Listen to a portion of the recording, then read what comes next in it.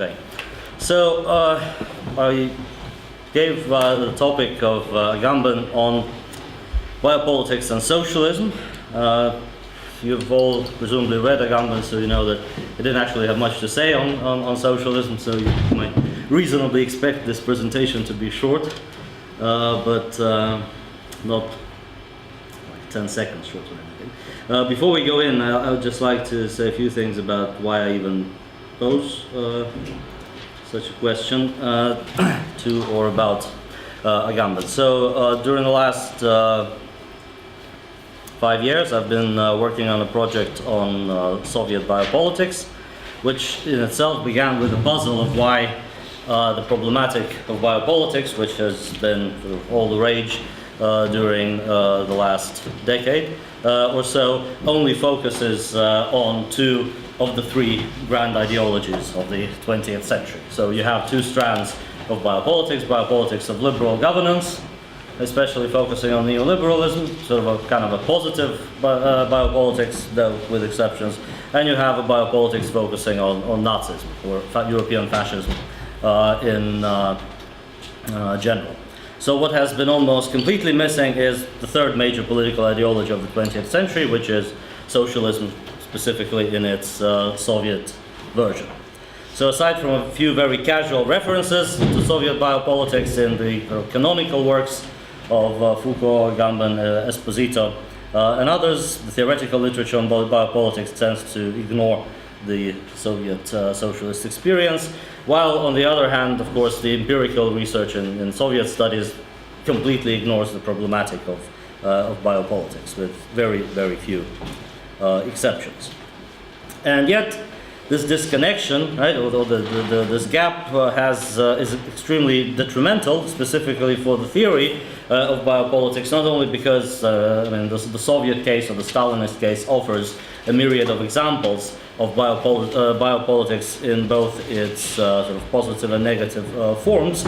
I mean, after all, Stalinism or Soviet socialism was a grand experiment in the transformation of forms of life in pretty much every aspect, from hygiene to legality, from dancing to diet, sexuality, and so on and so forth.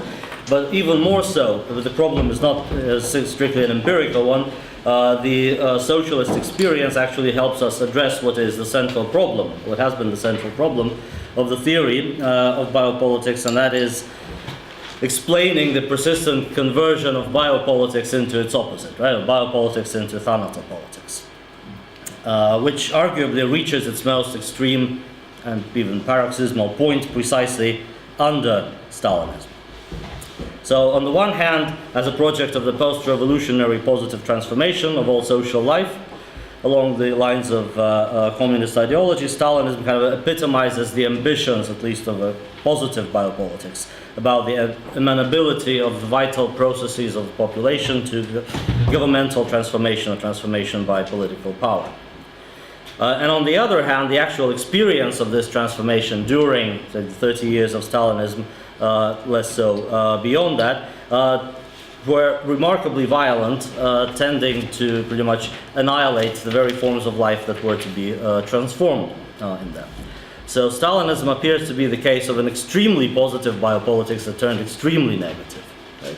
And it's precisely this extremity whereby the paradox of all biopolitics turns into a paroxysm of bio/thanatopolitics that makes this case indispensable. For the theory of biopolitics, just for understanding this general paradox of the conversion of biopolitics into thanatopolitics. So the justification for addressing the socialist case appears to be there, right? Yet since this justification should be evident to anyone with a minimal knowledge of 20th century history, there still remains a puzzle of why the key theorists of biopolitics actually ignored the socialist experience or subsumed it under Western rationalities. In fact, the silence, or you could say the reticence, begins with the original formulation of the problematic of biopolitics with Foucault. Because Foucault, during the 1970s, I wrote an article about that's been out for a year, so I'll just not talk much about it, but just by way of an introduction. So Foucault famously subsumed Soviet governmental rationalities, including biopolitical ones, under Western modes of governmentality: police state, liberalism, racism, And he found Soviet socialism wanting precisely to the extent that it lacked an autonomous rationality of government, or an autonomous biopolitics. So for Foucault, the Soviet Union, as he said, may well differ from the West in its ideological superstructure and in its economic system, but when it comes to biopolitical government, it actually shares the same arsenal of techniques that were developed in Europe in the 18th and the 19th century.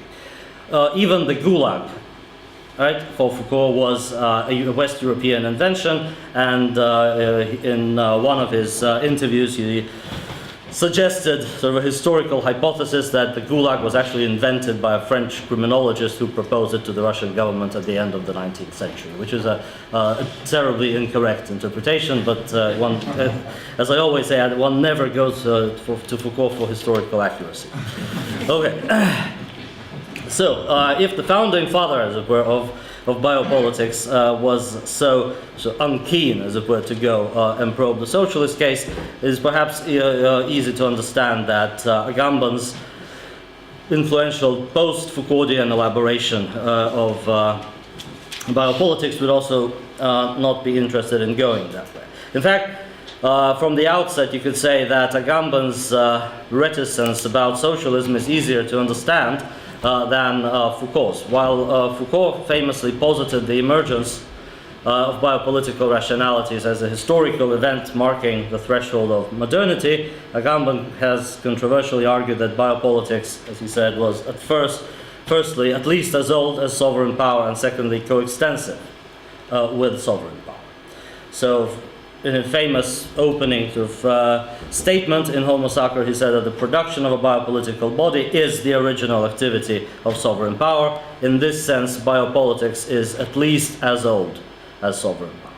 So there's the difference to begin with between the two. While Foucault was primarily interested in the positive difference of modern rationalities of government from sovereign modes of rule, what interests Agamben is the overall constellation whereby life is captured in political rationalities. And this constellation has obviously been there long before Western liberalism, before the appearance of statistics, the invention of the population, and all of those other things that were relevant for Foucault's specifically historical account. So in Agamben's argument, the relation between unqualified life and qualified life, between Zoe and Bios, strictly parallels the relation between natural sound and articulated language, right, between phone and logos. So the former functions as the negative foundation of the latter, whose exclusion and domination permits the constitution of the determinate form of language on the one hand, or of social order. So again, I think this quotation must be there. Yeah. As Agamben says, the living being has logos by taking away and conserving its own voice, natural voice or sound in it, even as it dwells in the polis by letting his own bare life be excluded as an exception within it. So biopolitics for Agamben is then ipso facto as old as human language. So the critics that repeatedly accuse Agamben of being ahistorical are therefore completely incorrect. Because Agamben clearly traces biopolitics back to a historical event, except that this is an event that happened quite a long time ago. In fact, 40,000 years ago, as Agamben never tires of reminding us. And that's pretty much the only event in history that is important for him. Right? After that, things have gone pretty much downhill from there. Right? Humans began to speak, and yeah. Right, so evidently if one adopts this perspective, one cannot really expect Agamben to focus specifically on socialism, liberalism, etc., etc. Everything is pretty much a grand scheme that dates back thousands of years ago. So the differences between ideologies would appear to be so minor as to be almost imperceptible. And yet, of course, Agamben does not really assert the utter immutability of the biopolitical logic throughout the history of political orders. So biopolitics is as old as the history of speaking beings, but nonetheless something important does happen with the advent of modernity. Though we could say Agamben dates modernity later than Foucault, and for him what is important is the late 19th, early 20th century, culminating of course in the First World War. So what modernity is for him, it is defined by nihilism, the devaluation of all positive forms of life. What it means, quite simply, is that all the forms of bios that were conditioned by the exclusion of Zoe are themselves rendered inoperative or bankrupt, as he says, which leaves pretty much nothing else but Zoe. Right? It's almost a simple mathematical operation. Once you subtract every positive content of the bios, what is going to remain there is this bare life. So given the bankruptcy of all positive forms of life, as Agamben says, the only task that still seems to retain some seriousness is the assumption of the burden of biological life, that is, of the very animality of man. Okay, and so it is from this perspective that we can question, as it were, Agamben's remarks, or scattered remarks on socialism and totalitarianism. So, the first point about modern politics, where Agamben focuses on modern politics, so contrary to Foucault's classical statement, he says what characterizes modern politics is not so much the inclusion of Zoe in the polis, which is absolutely ancient, okay, we've talked about that, nor simply the fact that life as such becomes a principal object of calculations of state power, yes. Instead, the decisive fact is that the realm of bare life begins to coincide with the political realm, and exclusion and inclusion, outside and inside, bios and Zoe, right, in fact, enter into a zone of indistinction. So it is from this perspective, right, on the same and very same page of Homo Sacer, Agamben makes his kind of scandalous statement. He says that democracy and totalitarianism are in inner solidarity.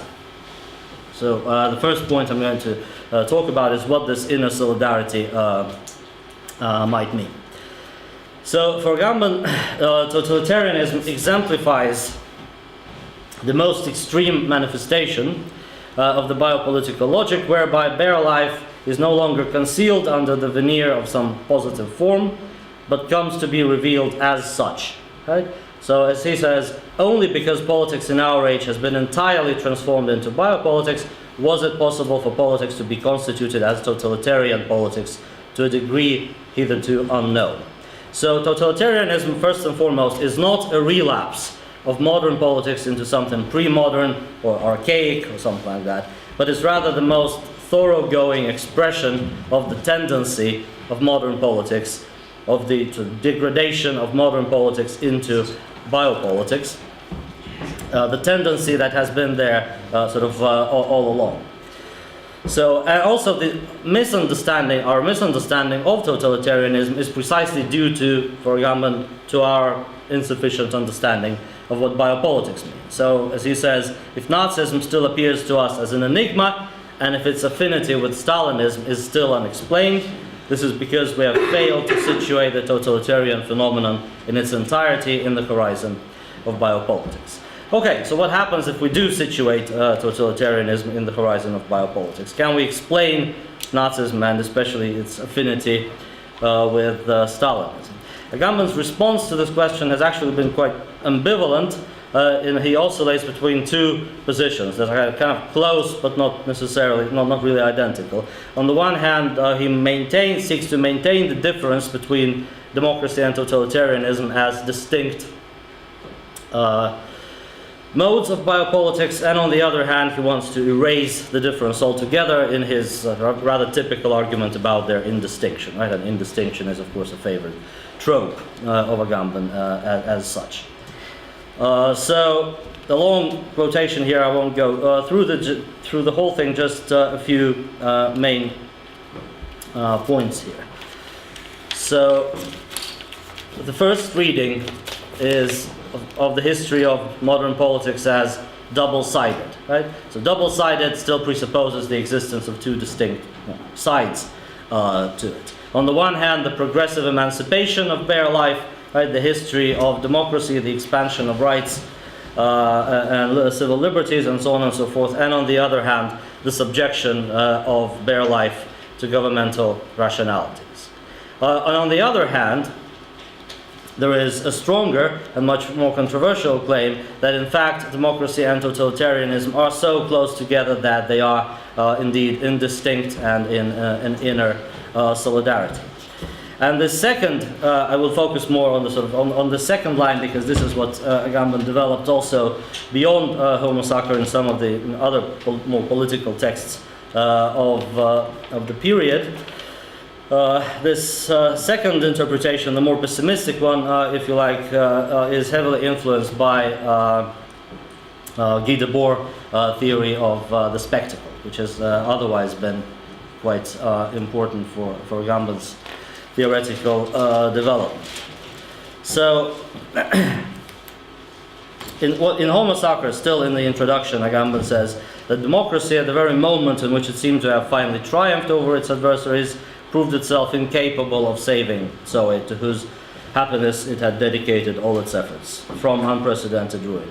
Modern democracy's decadence and gradual convergence with totalitarian states in post-democratic spectacular societies may well be rooted in this aporia, which marks the beginning of modern democracy and forces it into complicity with its most implacable enemy.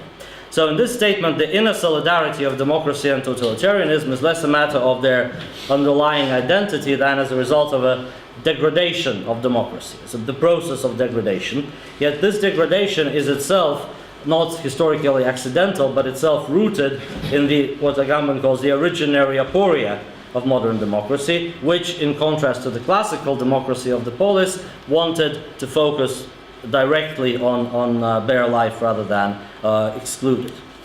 So Agamben's invocation then of an inner solidarity between the two regimes is not simply grounded in some historiographical evidence. As he says explicitly, it's not a historiographical claim, right, that democracy is complicit or in solidarity with totalitarianism, but arises very much from a philosophical interpretation of the two as manifestations of modern nihilism.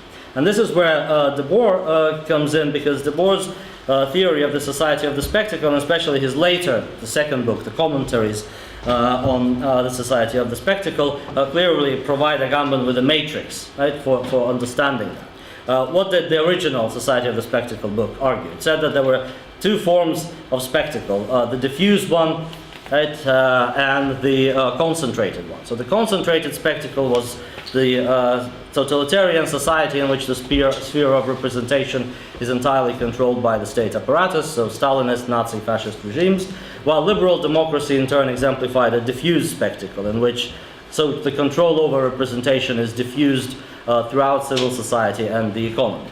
And in 1994, after the end of the Cold War and the apparent sort of triumph of liberal democracy, Debord wrote his comments on the Society of the Spectacle, where he said that, okay, now we no longer have two, but one form of spectacle, which is the integrated one. And the integrated spectacle is the synthesis of the two. It's a synthesis of democratic and totalitarian forms that combines, on the one hand, enhanced state control, and on the other hand, the proliferation of private productions of representation, right? So the two, the diffuse and the concentrated spectacle, enter into one. And this is pretty much the theory, like the social theory that has been in the background of Agamben's political statements, at least in the 90s, early 2000s. And this theory is important for understanding Agamben's pessimism more generally about democracy at the very moment of its apparent triumph at the end of the Cold War. So what some commentators viewed as the end of history, whereby democracy becomes, as the phrase went at the time, the only game in town, was for Agamben precisely the premonition of democracy's own decay. So in the final quotation here, it says that the substantial unification of the concentrated spectacle and of the diffuse spectacle into an integrated spectacle is by now trivial evidence. The immovable walls and the iron curtains that divided the two worlds were wiped out in a few days. Right? So, as such, this, in a nutshell, is the political history of modernity. The convergence of liberal democracy and totalitarianism in the form of the integrated spectacle of the global police state. In this case, the phenomenon of Soviet socialism may be retroactively devalued as little more than one more step, right, in this process towards the edge of the cliff, right? Writing in the early 1990s, when the communist ideal and practice were utterly discredited, Agamben understandably found pretty little interest in it, other than as a transitional stage towards the synthetic version of the spectacle. as a form of totalitarianism, Soviet socialism both shares with democracy its biopolitical grounding and gradually converges with it as a result of democracy's degeneration under the condition of nihilism. So it's something like, an ugly cousin that you have, that you laugh at and scorn, but as you grow old, you end up resembling it. Okay, that's perhaps the first point that I wanted to make, and the first explanation, as it were, of Agamben's reticence or dismissal of socialism. There's another one, which is perhaps somewhat more philosophical. In Homo, Sacer, Agamben briefly addressed the whole program of revolutionary socialism in the context of his analysis of the problematic of potentiality. So you are familiar with the problematic. I'm not going to go on describing that, but the ontological distinction between potentiality and actuality is, in the political context, for Agamben translated into the difference between constituent power on the one hand, so popular sovereignty, revolutionary movements, so on and so forth, and constituted power of the state, law, police, and so on. So ontological choices have very clear political implications, right? If you prioritize actuality over potentiality, logically this would lead you to a vision of politics that completely exhausts constituent power in the constituted order. You would go for a kind of institutionalist, bureaucratic model of politics. On the other hand, the assertion of the primacy of potentiality would presumably lead you to the affirmation of popular movements, revolutionary politics, direct politics, anarchism, whatnot. So, in Agamben's argument, the problem, right, with this approach was precisely this separation, right, radical separation of constituent power from constituted authority or order, which in a sense created an illusion that for Agamben was embodied, as it were, in Antonio Negri's position, that constituting power is an act of free choice, free political creativity of the people, and this constituent power can at least not allow itself to be completely extinguished in the formation of some constituted order, that it can survive, right? So for Agamben, this was just one in the series of attempts of radical democratic or communist traditions to assert, right, this irreducibility of potentiality to actuality. Other examples are, of course, Trotsky's permanent revolution, Mao's uninterrupted revolution, and so on and so forth. So if you could say that socialism or communism are heterogeneous to the dominant Western or hegemonic Western ontopolitical tradition, it would be precisely there, right, as examples of the affirmation of constituent power or the primacy of potentiality over actuality. For Agamben, this assumption is a fundamental illusion, because in his reconstruction, right, of the concept of potentiality and its link with sovereignty, Agamben shows that in the Aristotelian concept of potentiality, the ontological structure of sovereign power, right, which Negri tries to isolate from constituent power, is already there. Right? While the convention reading of sovereignty as supreme law-giving power would emphasize the sort of positive dimension of potentiality, I can do this. But to be worthy of the name, potentiality for Aristotle and Agamben must rather be accompanied by a negative counterpart, what you can not do. And this refers precisely to the possibility for the sovereign to suspend, right, the law in the declaration of the state of exception. And it is in this suspended state that potentiality can maintain a real existence without passing completely in the actuality. But this is precisely the way sovereign power exists in the state of exception. Right? As Agamben says, the sovereign ban, which applies to the exception and no longer applying, corresponds to the structure of potentiality, which maintains itself in relation to actuality precisely through its ability not to be.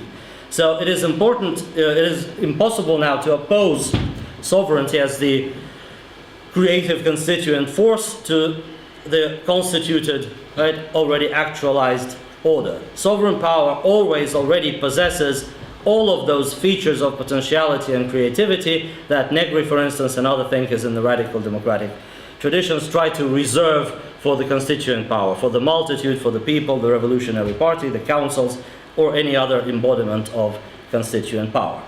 So Agamben's argument here basically sheds light on the problem that has plagued the entire history of revolutionary movements, whose victories all too often led to the reproduction of the very sovereign statist logics that those movements initially targeted.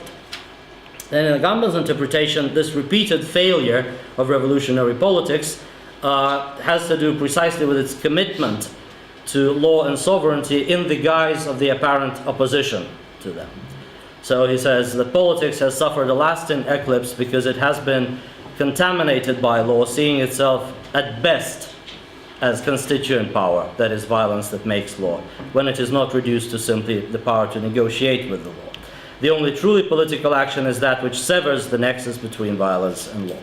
All right, then it's another explanation. Insofar as socialism, historical 20th century, say Soviet socialism, did not sever this nexus, but if anything it strengthened this nexus in the Stalinist regimes, it is hardly surprising that Stalinism actually reproduced the fundamental logic of the Western ontopolitical tradition, including the nihilistic biopolitics that is its dismal endpoint. So just as for Foucault, ultimately, for Agamben, socialism is a failed alternative to Western biopolitics that, rather than point to a way out of its aporias, provides us with their hyperbolic paradigm.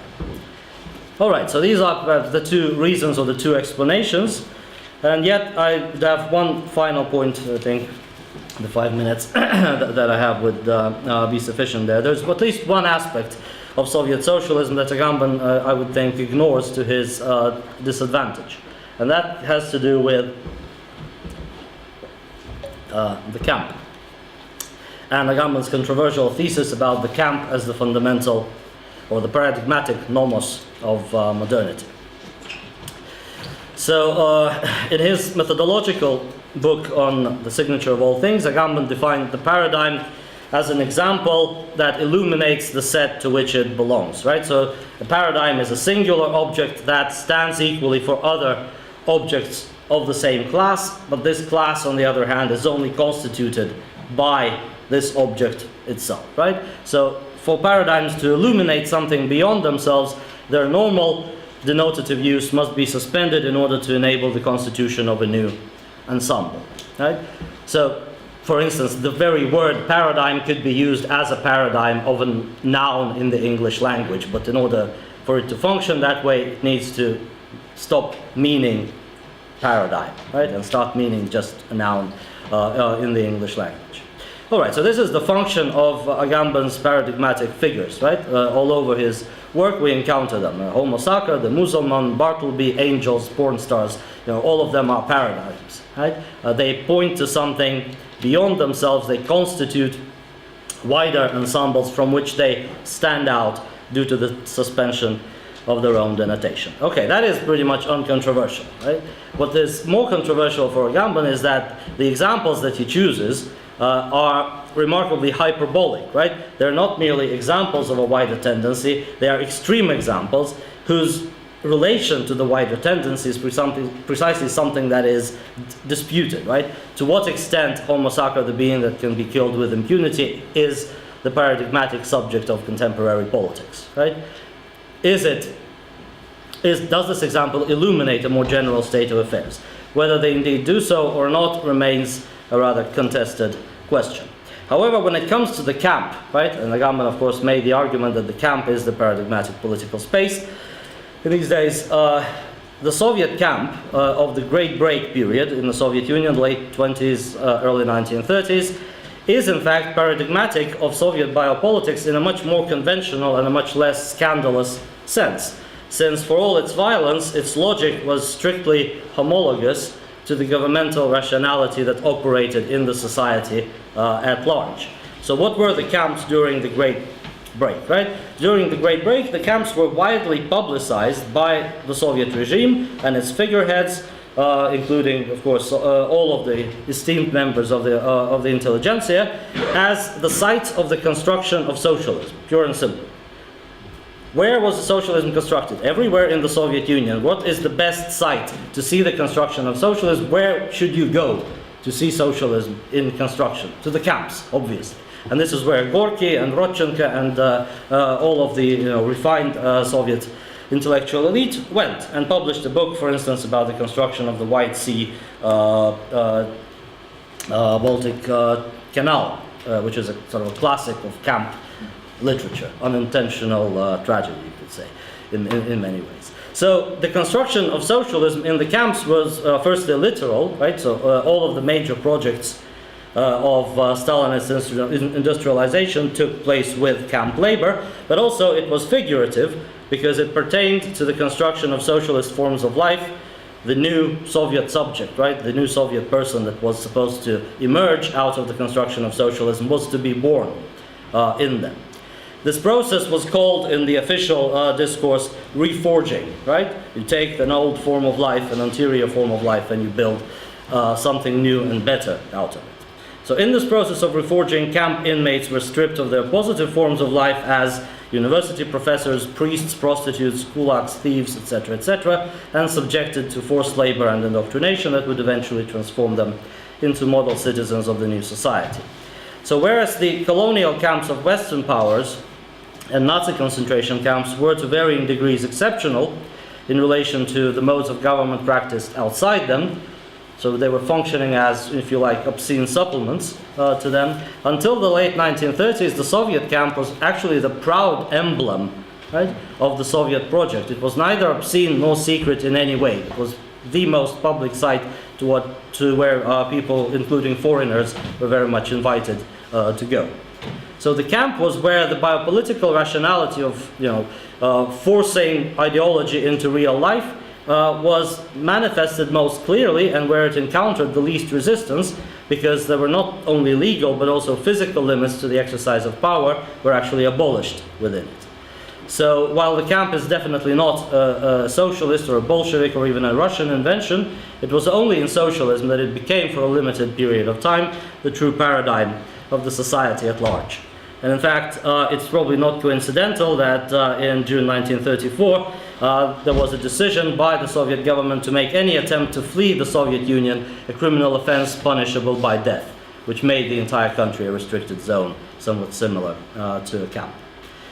And for this reason, and that's my final point, the Stalinist USSR may actually be a better illustration of the tendency towards the integrated spectacle that Agamben talked about, which is his key sort of point in contemporary social theory. The tendency towards the integrated spectacle arguably doesn't really consist in mere proliferation of exceptional spaces in which you are exposed to governmental violence. This tendency rather consists in the disappearance of the very difference between the exceptional and the normal, when there is no longer any possibility or sense in, as Agamben says, perpetual flight of foreign land to escape to, when escape is meaningless because you're only escaping into another camp. So Agamben's gloomy premonition of the destiny of global biopolitics is, in my view, more understandable in terms of the universalization of the Gulag rather than the universalization of Auschwitz. Thank you.